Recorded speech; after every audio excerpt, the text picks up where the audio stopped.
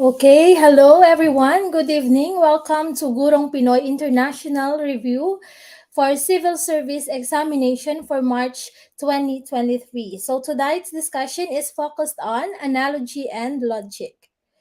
Okay, so for those who do not know me yet, I am your coach Georgina Chanero Tinasas, a graduate of Bachelor of Elementary Education major in General Education at Iloilo Science and Technology University, Miagao Campus, cum laude. I am a proud scholar of Gurong Pinoy and a licensed professional teacher. I took the LET last October 2022 and luckily I got a rating of 90.60. Okay, good evening everyone. Okay, Ma'am Jenaline Gume. Good evening, Ma'am. Okay, good evening everyone. So, for those po na nanonood na under sa ating mga majorship group, okay, this video po is not for you.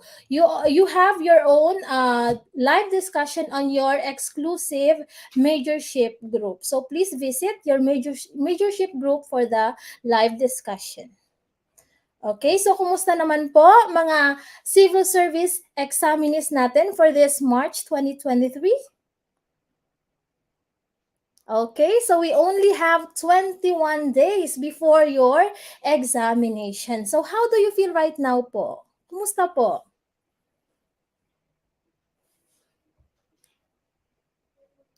Yes, sa March 26 na po ang ating civil service examination. So ngayon pa lang po ay aralin na ng aralin ang kaya nating aralin para maipasa po natin ang ating civil service exam. Okay? So, once again, our discussion for tonight is focused on analogy and logic. Okay, so for those po na nanonood ng ating live, please share po. Okay, share, react, and tag your friends din po na kukuha ng ating civil service examination this March. Okay? Okay, good evening po ma'am. Cheryl M. Pinado, go, ng Zamboanga City. Hello ma'am, good evening po. Okay. Okay, so for those po na hindi pa nakasubscribe ng ating YouTube channel, meron po tayong YouTube channel, Gurong Pinoy. You can have a movie marathon or video marathon. Actually, that was one of our secrets, no? That's why we have a high rating on our examinations. Okay? So in order for you na maintindihan palalo ang mga concepts sa ating civil service exam at sa ating licensure examination for teachers, please visit our YouTube channel.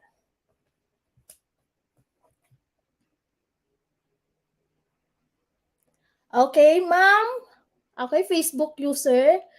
Today po ang ating checking of mock exam. Okay, so today I will going to discuss the items that was on our mock exams na sinagutan na po ng mga miyembro ng ating exclusive group para sa civil service examination. Okay, for tonight, we are going to tackle the items under analogy and logic and the clerical reasoning.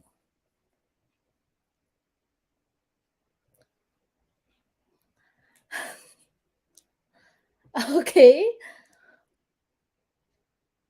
Okay, so in few minutes magsisimula na po tayo. Kaya naman po i-share po natin ang live na ito nang sa ganun po ay makatulong din tayo doon sa mga hindi nag-enroll sa mga review center o nagsa-self-review lamang po. Okay, malaking bagay na po iyon kahit sa simpleng pag-share lamang ng ating live video.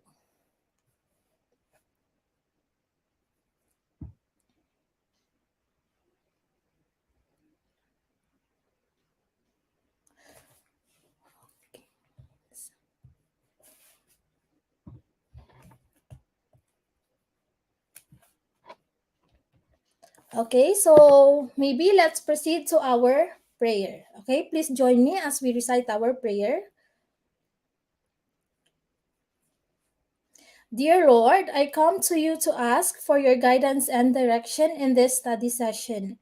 I ask that the Holy Spirit fill me with strength, creativity, and understanding to get through my studies without difficulty or sin. Help me hold my focus and attention. Help me to retain all that I learned. Please make my mind sharp and keep distractions at bay.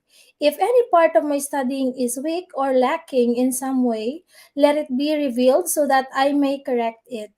Thank you for this opportunity to learn. Amen.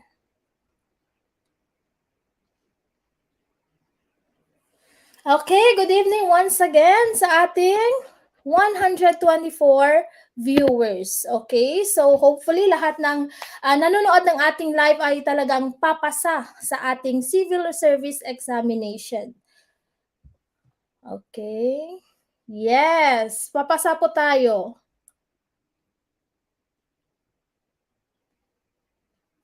Okay, Ma'am Melody, Anche. Okay, magche-check po tayo ng mock exams at the same time, i-discuss po natin ang mga items na sinagutan niyo po kahapon.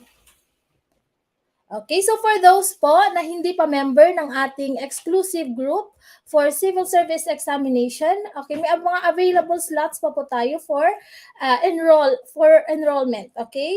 So, kung gusto niyo po na maipasa ang ating civil service examination at ma-avail ang ating mga exclusive files at mga downloadable nating mga sample answer sheets, magpa-member na po tayo sa Gurong Pinoy. Just send us a direct message po dito sa Gurong Pinoy.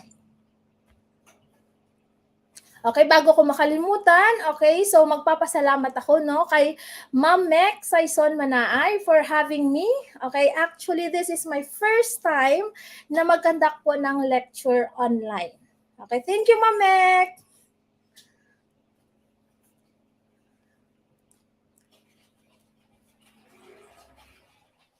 Okay, so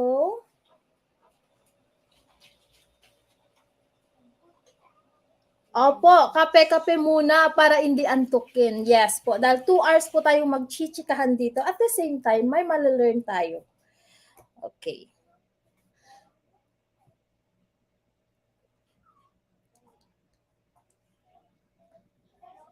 Okay, so reminder lamang po, kapag hindi po tayo follower o hindi po natin na-follow ang Gurong Pinoy Facebook page at ang ating YouTube channel, if ever sa YouTube po tayo nag-comment, hindi po talaga magiging visible ang ating mga comments. So, in order for you to have a readable comment in our comment section, please follow, like the Gurong Pinoy's Facebook group and our YouTube channel. Paki-subscribe po ng ating YouTube channel. Hi ma'am, Facebook user. Good evening from Calbayog City, Samar. Okay, so let's begin. Okay, so for our analogy and logic, we have the different relationships. Okay, first we have the synonyms. We all know that synonyms, okay, are words that has the same meaning. So we have here example, pretty is to beautiful, as big is to huge. So magkaparehas po ang kanilang kahulugan. Okay, we also have our antonyms. Okay, antonyms are words with opposite meaning. So we have here also example, big is to small, as fast is to slow. Okay, next is the part or whole or vice versa. For example, we have wolf if it is to pack, as tree is to forest. So group of wolf is called pack and group of trees is forest. Okay, we also have the cause and effect. For example, we have here rain causes flood, as erosion causes landslide. Okay, another relationship is problem or solution. We have example, tired. Okay, maybe the problem is tired and the solution is to sleep. As itch is the problem and your solution is to scratch. Okay, so function, we also have keyboard. Okay, keyboard is used for type or typing, as Phone is used to make a call. Okay, and then we also have degree. So we have here example, warm is to hot as cold is to freezing. And lastly, we also have example. So we have here, blue is an example of color as pants is an example of clothing. Okay, nakakasunod po ba tayo? Okay. Okay, so let's proceed.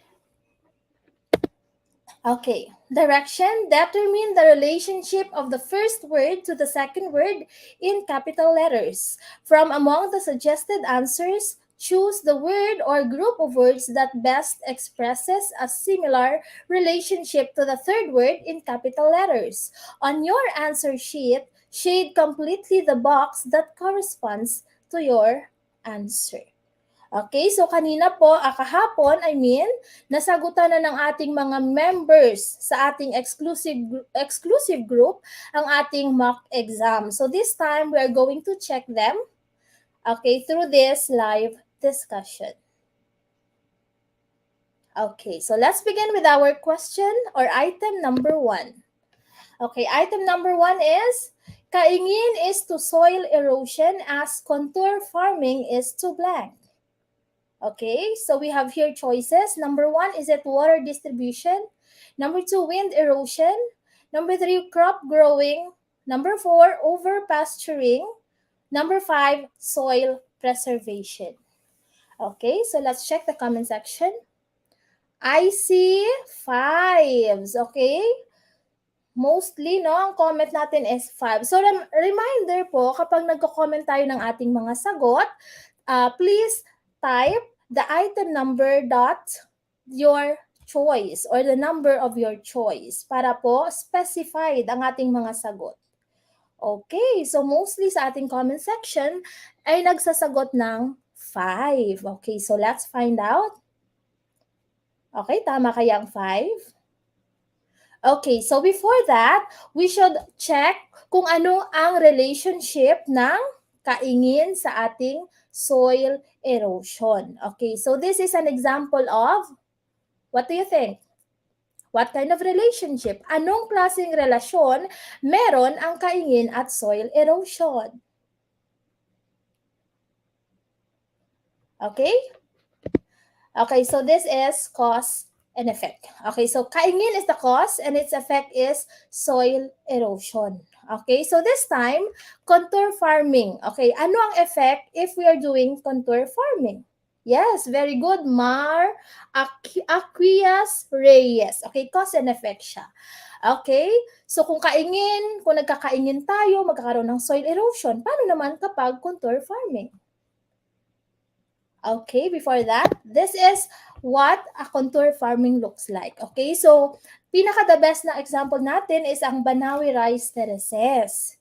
So para nilalagyan natin ng mga tanim or di kaya nilagyan natin ng mga hakbang-hakbang ang mga mountainous area nang sa gayon maiwasan ang soil erosion. Okay? So somehow medyo opposite ang ating contour farming at kaingin. Okay, so supposedly this is a positive one. Ang contour farming natin is positive. So since positive siya, dapat ang effect niya is positive rin. Okay, so let's check our choices. Okay, so let's see if the answer is number 5. Okay, so okay, anong effect kapag nagko-contour farming? Of course, it's number 5, soil preservation. Okay, ang gagaling ng ating mga kaguro. Very good. Okay, now let's proceed to our next item. Okay, number 2, irrefutable is to disprove as irreparable is to blank. Okay, so we have here choices. Number 1, is it restored? Number 2, irremediable. Number 3, possible. Number 4, inevitable. And number 5, insoluble. Okay, ano po mga sagot natin? Okay, parang nagkakasundo ang ating mga kaguro. Isang sagot lang ang nakikita ko sa ating comment section. Okay, so, okay, this is antonym. Okay, so irrefutable here is an antonym of disprove. Okay, this is a relationship of antonym. Okay, so when we say irreparable, it is impossible to rectify or repair. Okay, so kung makikita natin, ang irreparable mismo is negative siya. No? Hindi na siya maayos o di kaya hindi na siya mabubuo.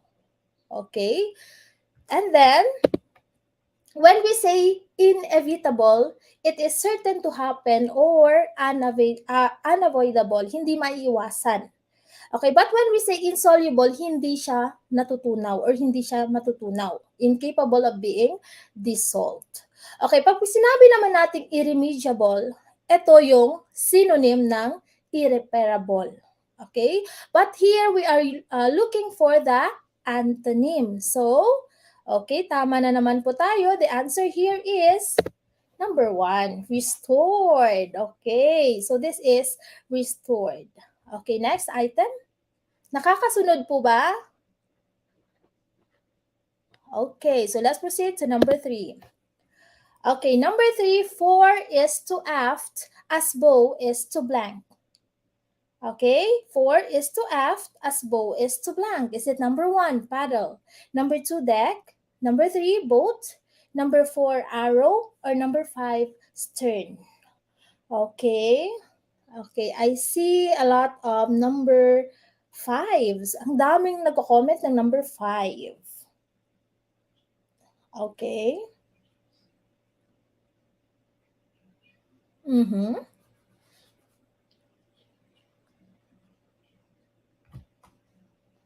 Okay. Sige.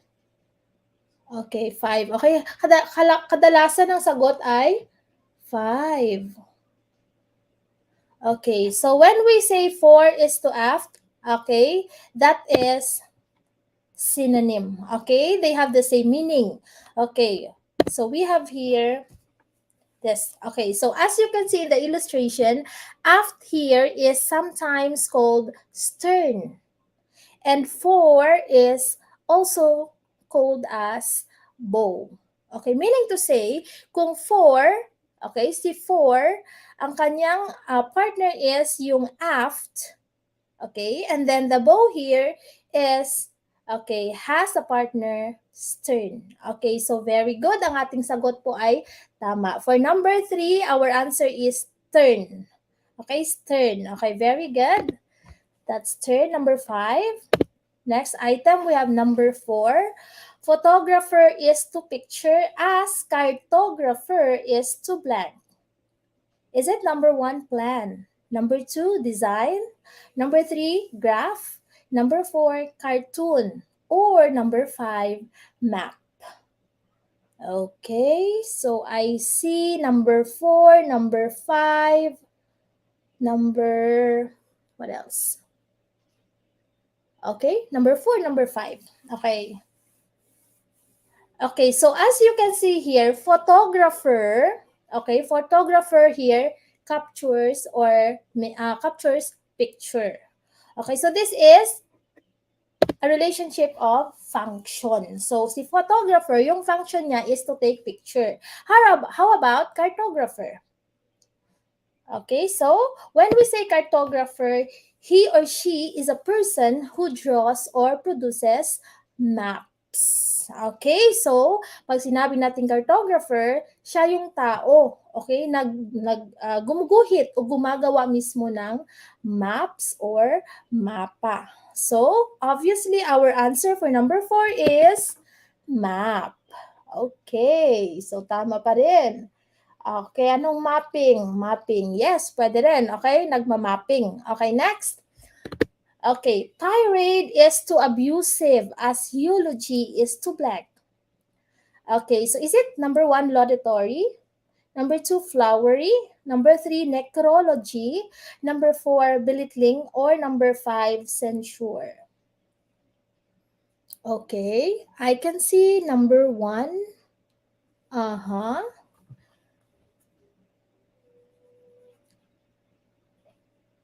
Okay, ang daming nagko-comment ng number 1.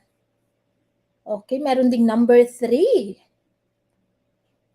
Okay, but before that, okay, the relationship between the tirade and abusive is meaning or function. What is tirade for? It is for abusive, or its function is for abusive, or its meaning is abusive.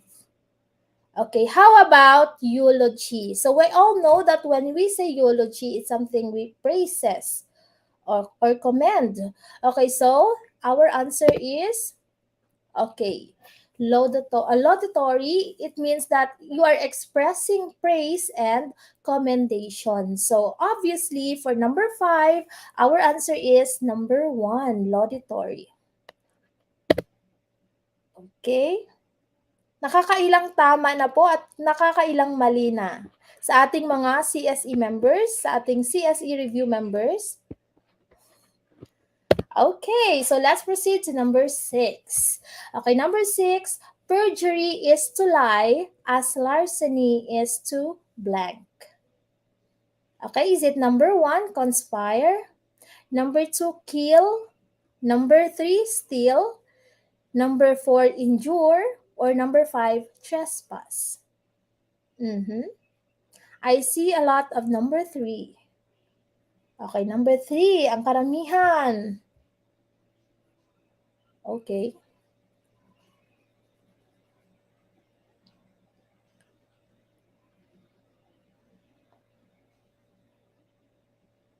Okay, still. Okay, let's find out. Okay, but before that, when we say perjury and lie, they are synonym. Okay, so perjury and lie, okay, has the same meaning. So we are going to find out what does larceny means, or what is the synonym word for larceny. Okay, so when we say larceny, it is theft of personal property. It means you're stealing something. Okay, so obviously our answer here is number 3. It's not conspire, it's not kill, it's not injure, and it's not trespass. Okay. Okay, so let's proceed to our item number 7. Okay, for item number 7, optics is to physics as dialectics is to blank. Okay, our choices here, number 1, dialogue.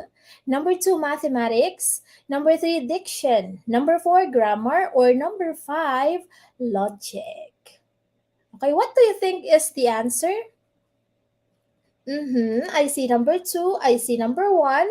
I also see number 5, number 3. Halo-halo na po ang ating mga sagot sa ating comment section. Aha. Okay.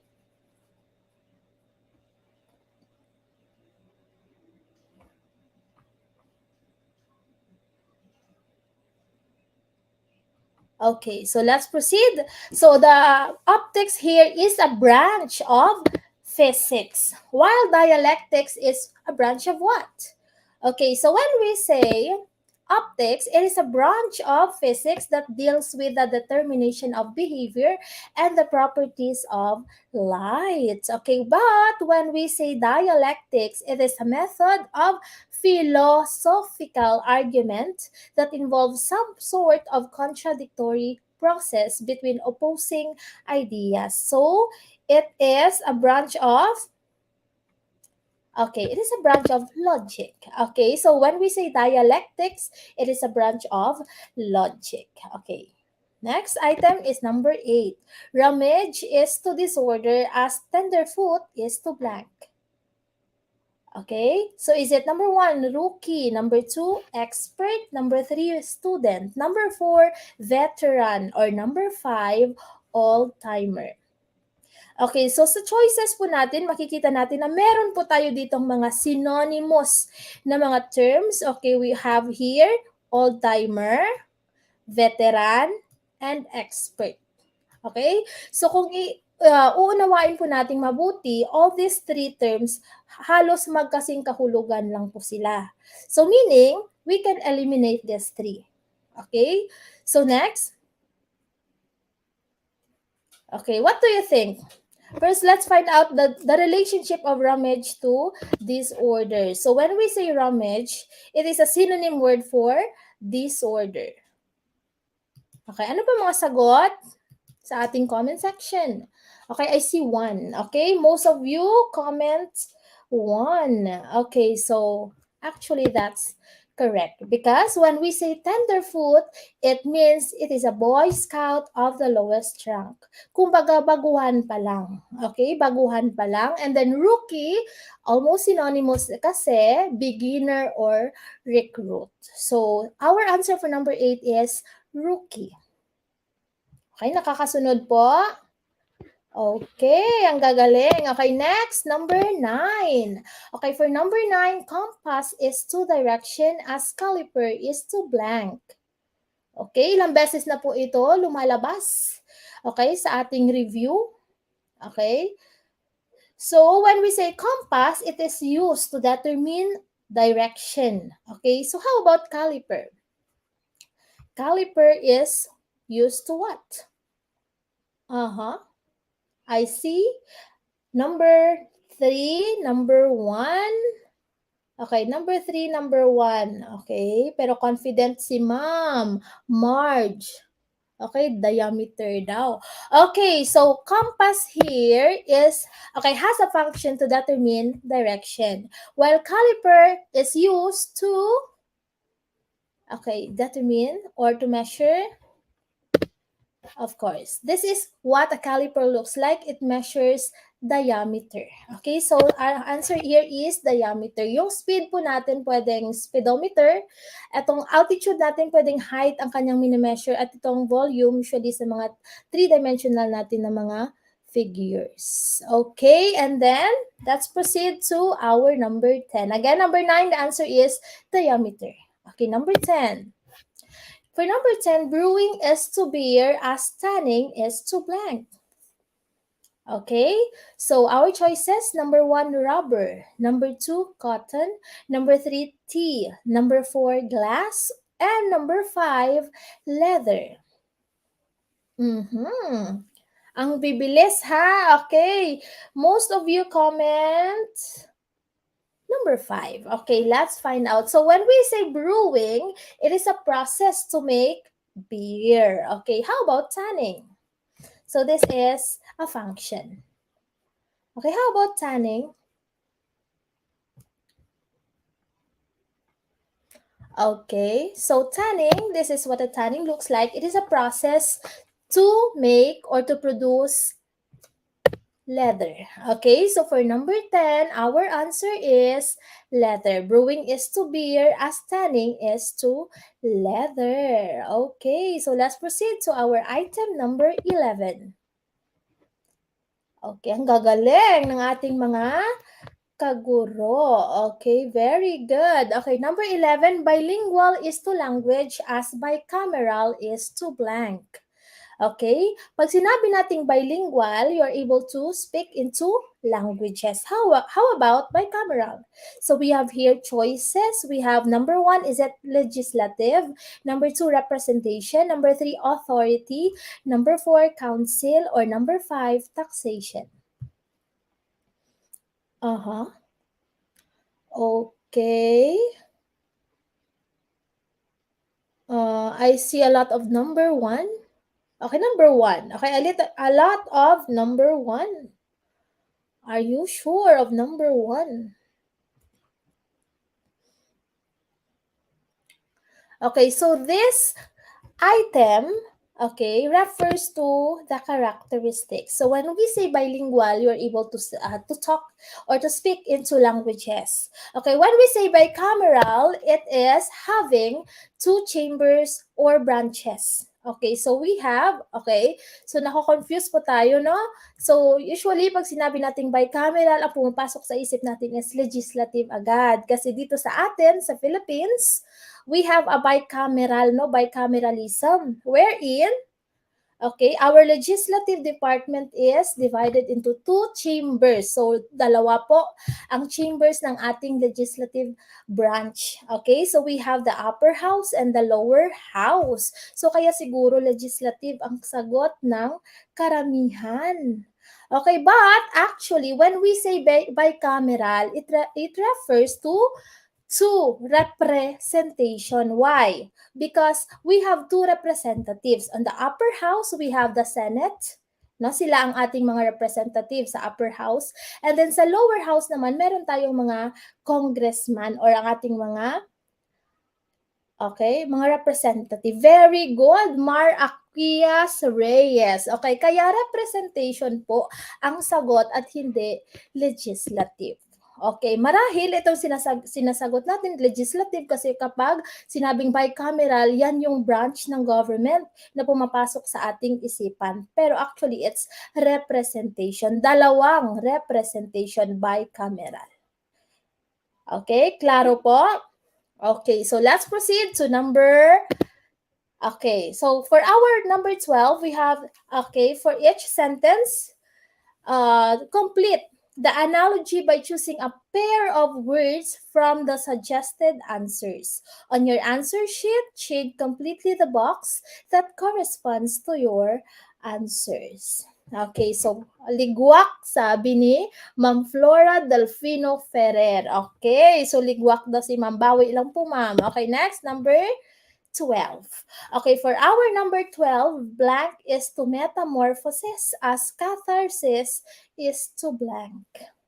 Okay, so blank is to metamorphosis as catharsis is to blank. Is it number 1, condition chapter? Condition is to metamorphosis as catharsis is to chapter.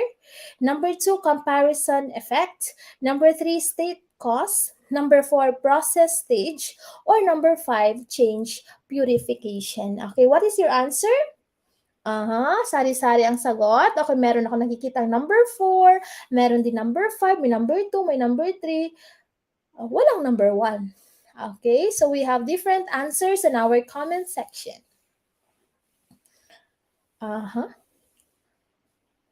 Okay.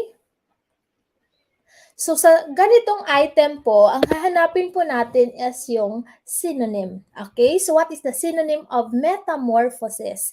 And what is the synonym of catharsis? Okay, but when we say catharsis, it is the purification or purgation of the emotions. Okay, so some of us, no, in order for us to purify our emotions, some of us, kino-convert natin ito sa pag-paint, or sa forms of arts. Okay, so obviously, when we say metamorphosis, it refers to the change or the changes. So we have here, answer for number 12 is number 5. Change is to metamorphosis as catharsis is to purification.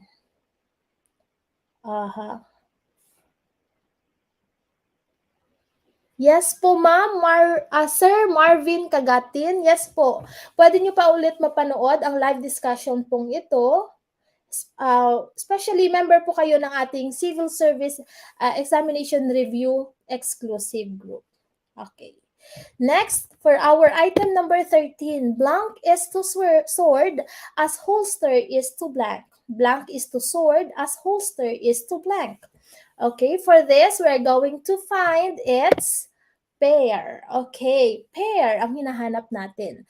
So when we say sword, okay, and then holster, okay, hanapin natin ang kanilang kapareha. Okay, is it number 1, blade, spin.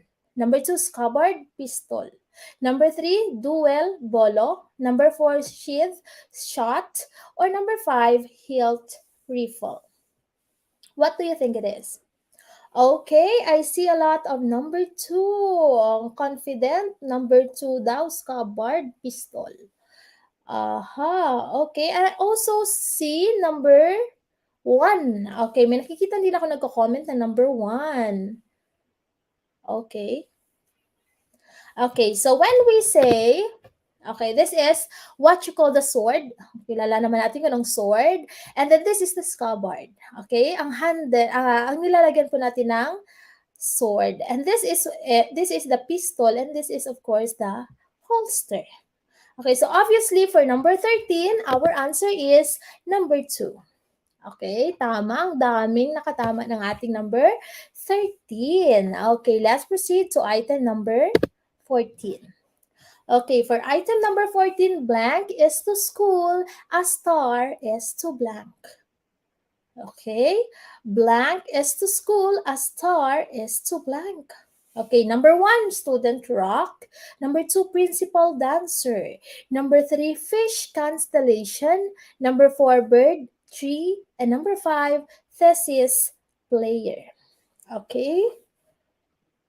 Uh-huh. May number 4, may number 3, may number 1, may number 2. O, nahiya pa kayo, walang number 5? Okay? Aha, galing. Okay, tama, no? Mar Akias Reyes, ang galing ni sir. Okay, this is group relationship po tayo ng group. Grupo-grupo po. Okay, so pag sinabi nating, okay, school, this is group of fish. Okay, pag group of fish, tinatawag po nating school, and kapag grupo naman po ng mga star o bituin, tinatawag nating constellation. Okay, very good, ang gagaling. Okay, so answer for number 14 is number 3, fish constellation. Okay, so let's proceed to item number 15. Okay, for item number 15, blank is too late as authentic is too blank. Okay, again, blank is too late as authentic is too blank. Okay, so is it number 1, punctual counterfeit? Number 2, prompt genuine? Number 3, diligent original? Number 4, absent false? Or number 5, early real? Daming number 1. I can see number 1s. Tama kayang number 1?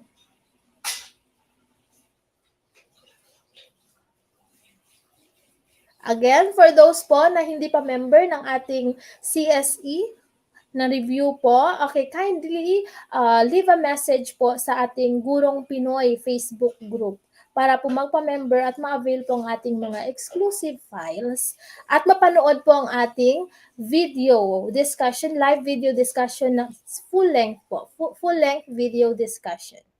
For those po na hindi member, mapuputol po ang ating video. So, magpa-member na po tayo. Okay, still, how po, Marge? Ebcast.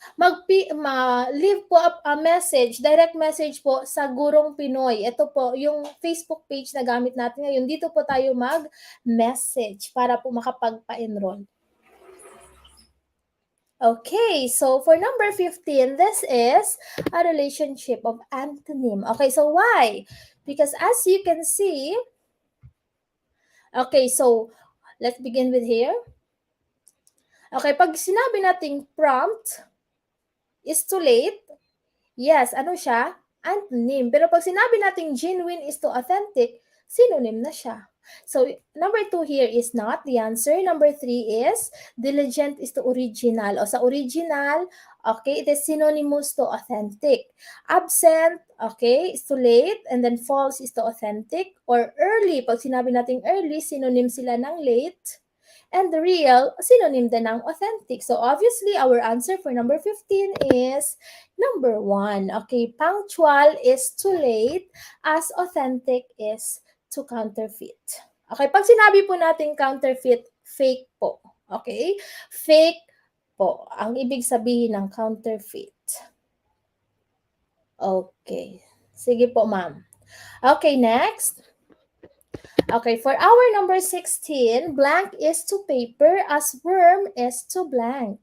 Again, blank is to paper as worm is to blank. Okay, is it number 1, wrap, regal?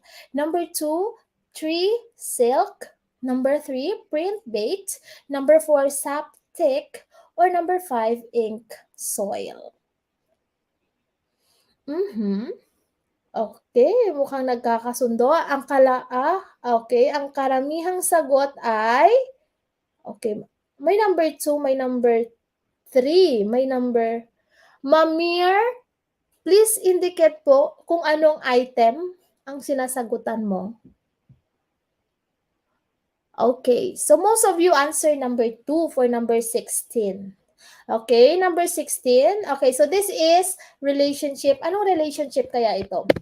Okay, this is origin. Okay? Ano ba? Saan ba nanggaling ang paper? Okay? Saan ba nanggagaling ang paper? Okay, di ba nga, pag paper, gawa yan sa puno or tree. Okay, how about worm? Anong product or anong finished product ang ating makukuha kapag ginamit natin ang worm? Okay, of course, it's the silk. So our answer for number 16 is number 2. Okay, number 2, tree, and then tree is to paper as worm is to silk. Okay, next, item number 17.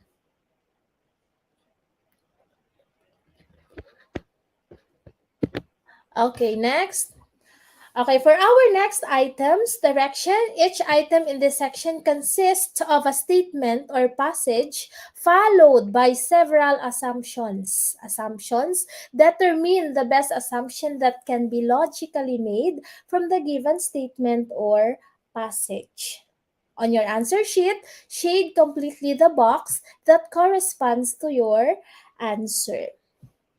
Okay, so let's proceed to the difference, or let us compare the difference between the assumption and conclusion. Okay, pag sinabi po nating assumption, it is implied, not directly stated. Okay, so best example po natin is yung yung relasyon na walang label. Okay, yung relasyong walang label.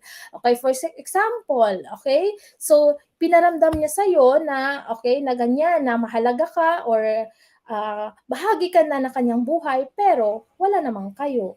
Okay, that is not directly stated. Hindi niya mismo sinabi or wala talagang aminan na nangyayari. That's assumption lang po. Nag-a-assume lang tayo. Okay, that's assumption. Okay, ang kaibahan po ng ating conclusion, okay, okay, conclusion naman po is explicit, directly stated, and it agrees with the assumption. Ito po yung may label. Okay, may label po ito kasi direktahang sinasabi po. Okay, kung sa mga item po sa ating civil service examination